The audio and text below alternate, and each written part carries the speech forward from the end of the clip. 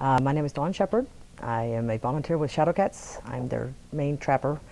And I work for Central Texas Cat Hospital, which is, I'm their bookkeeper. I've been doing TNR with Shadow Cats for 8 years. Got started working at a automotive shop that was in a neighborhood that was pretty overrun with cats.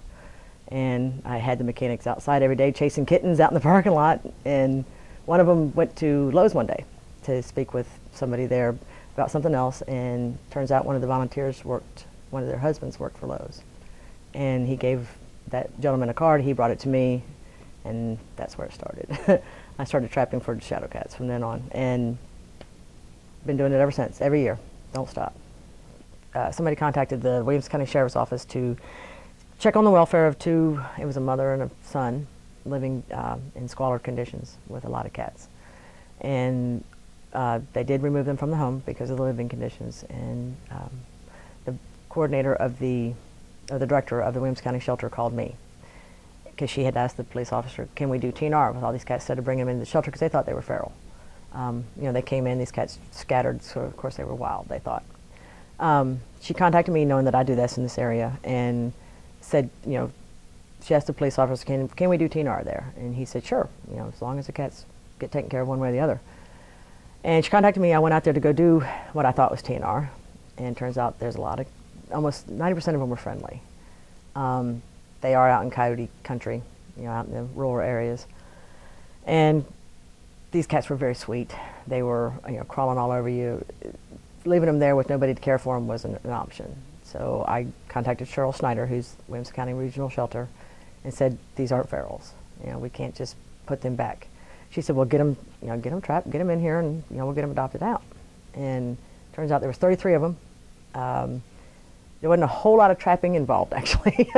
They were in the van as we were trying to set up our traps. You know, they were everywhere. They were hungry. They just wanted out of there. You know, they weren't opposed to being picked up and put into a carrier or a trap or whatever. And so that was the easy part.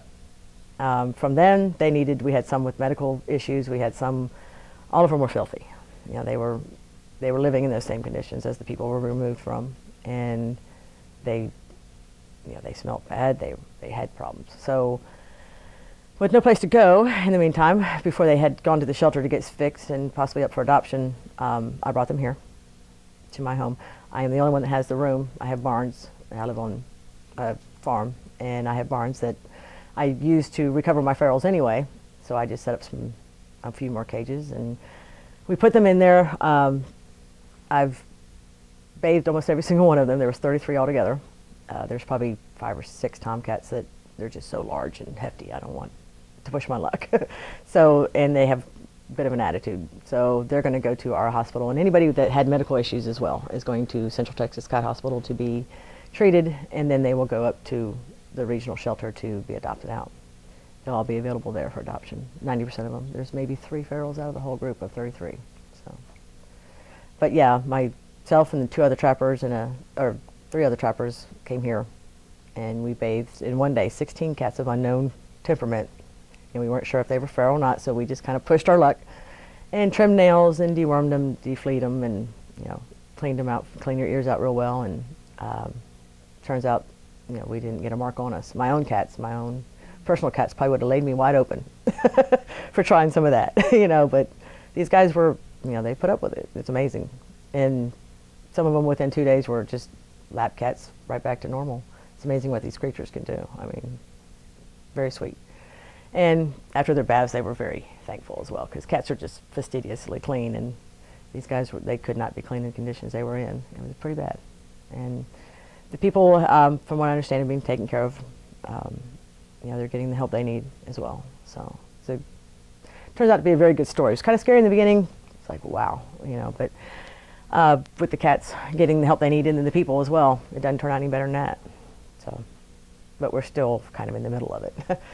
And it took all of us to do it. It took the regional shelter, it took the hospital, our hospital, it took Shadow Cats. You know, it takes an army to do something with these guys, especially when you're in situations like that. Actually, it takes an army to take care of all the ferals. It takes a whole network of kind-hearted, nerves of steel people to do it, and that's what we got.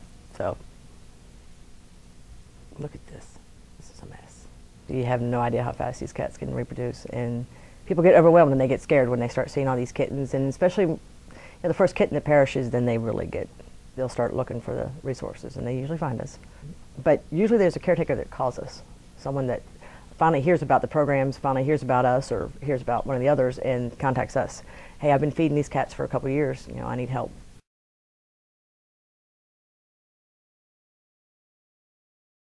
We like to teach people to do it themselves. We will lend traps and even send a trapper out with you the first time, to make you feel more comfortable. There's Sheila holds trapping classes all the time for folks that don't know how and would like to learn how. The Austin Humane Society's program is open to everybody and anybody. It's not just to the rescue community. It's anybody and everybody. You got one cat, you got 20 cats. They don't care. Bring them in in a trap, and they'll spay neuter them. And they give them the rabies shot. They deflea them, deworm them. They pretty much get the spa treatment down there.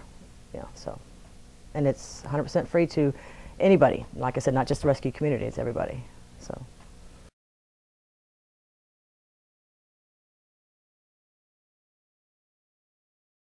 Getting your equipment, which is trapping, or your traps, your tuna fish, your towels, covers, all that, and going out and setting traps. We don't leave them overnight, because it's dangerous for the cat, and who knows what could happen overnight. So we just leave them for a few hours, and we go back, get them, take them down to Austin Humane Society. They spend the night with you, so you got to have some place to store them over the night, and take them down to the Austin Humane Society and have them spayed, neutered, come back, and then they need to recover for at least a night, and make sure they're eating and doing as they should, and then we can release them.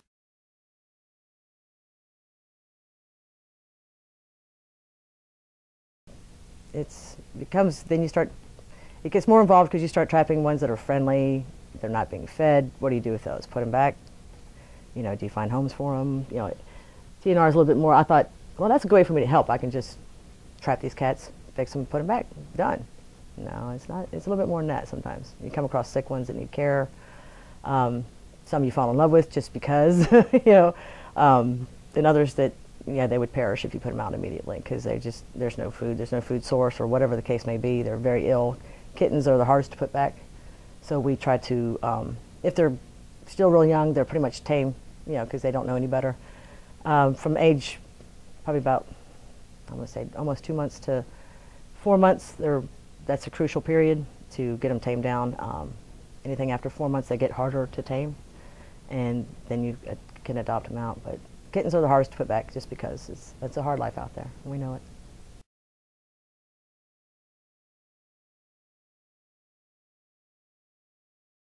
In all actuality, a feral cat is just like a raccoon, just as wild, just as unhappy in a home setting as a wild raccoon would be.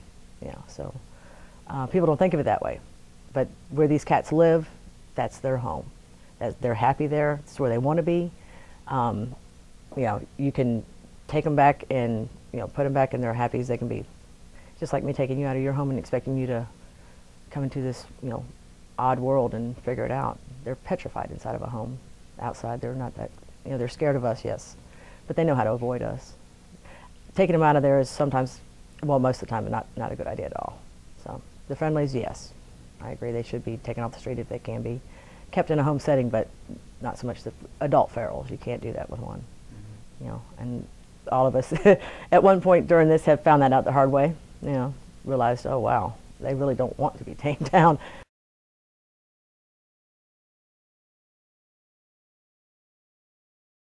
I have quite a few people in Taylor that, people in the neighborhoods, I supply them with cat food that Shadow Cat supplies me with, because they do feed the neighborhood cats. They do feed they call them community cats now, because it's pretty much all of our responsibility. They got there because of us, maybe not one of us, maybe not two of us, but they got there because of us, period. Our irresponsibility, are just letting them down as, we shouldn't have. And so if these people were willing to feed the neighborhood cats, we're willing to, help them out. It takes a community to make it happen. It really does. It takes the whole community to get it done, get them TNR'd, because the problem's already there. By the time we're contacted, the problem's there, and it's been there for years, usually. And it takes a community to get it done. You can't just expect one person to be able to come in and wipe it out. And since the community caused the problem, the community needs to be involved in solving the problem. It just happens a lot faster if we can get people on board to help. If everybody trapped just the neighborhoods, you know, their neighborhood ferals, their neighborhood community cats, probably solve no time flat, you know. You stop the breeding, it solves the problem. Yeah. And there's no sense of destroying something because it was born. That doesn't make any sense. You know, if we get these guys stop breeding, we're good. Every cat that I spay, neuter, and put back out there is a success story to me. You know, because that's that many more kittens not born, not starving, not, you know, all the other dangers, dogs getting hit by cars, you name it. There's just so many diseases and whatnot. So yeah, every cat I trap is a success story.